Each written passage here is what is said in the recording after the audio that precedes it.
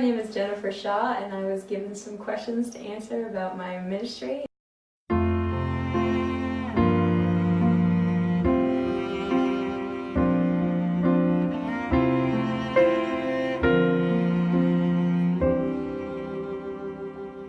My whole background is classical. I grew up loving music, all kinds of music, but I just adored classical music, and I actually went to college for piano performance and voice performance, both classical, and then I went on and did my graduate work in opera performance at the Manhattan School of Music, and lived out in New York for a while and sang.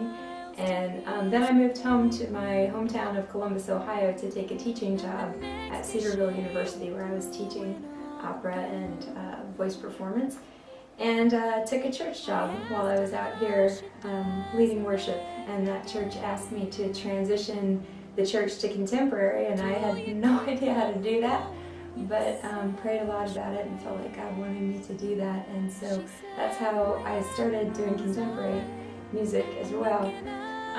My first CD came out in a real interesting way. Actually, we never intended anyone really to hear it. I made the first CD for my dad as his Christmas present. My dad got Lou Gehrig's disease, which is ALS. I know a lot of you have been doing the Ice Bucket Challenge, which we really appreciate. And he loved everything I ever did, but he loved me. He was not a big fan of the classical music. And so when I realized he was dying, I wanted to make him a CD that would encourage him of some of the songs that I had been writing for my church. And so I made him a contemporary CD.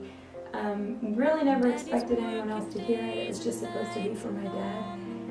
But people at my church started handing it around and passing it around, and within about 6 or 9 months we started getting email from all over the world, people who had heard the songs, and we didn't even know how they had heard them. And we finally realized it was just hundreds and hundreds of little radio stations, just little mom and pop stations all over the place that picked it up, and that was just a miracle.